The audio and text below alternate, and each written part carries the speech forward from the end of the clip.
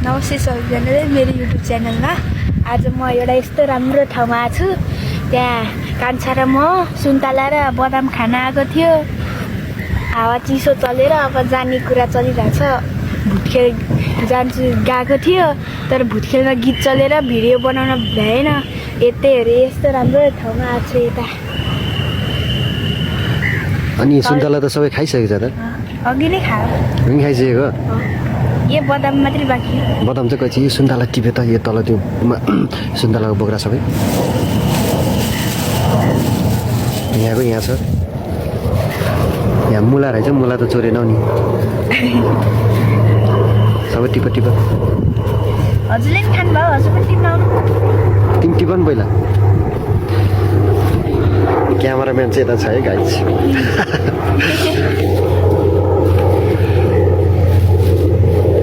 अलि फास फासी बना ल।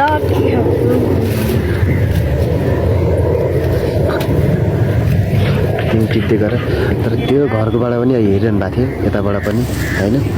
अनि यहाँ कति राम्रो फुल छ, तर यहाँनिर सबै मुला भएर चाहिँ अरू कसैले चाहिँ अब सोच्ला कि चोर्न आयो कि भनेर होइन।